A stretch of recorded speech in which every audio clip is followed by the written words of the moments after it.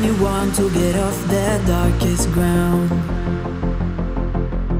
but gravity pulls you straight down. Earth from a bird's eye view. You should grow feathers and see this too.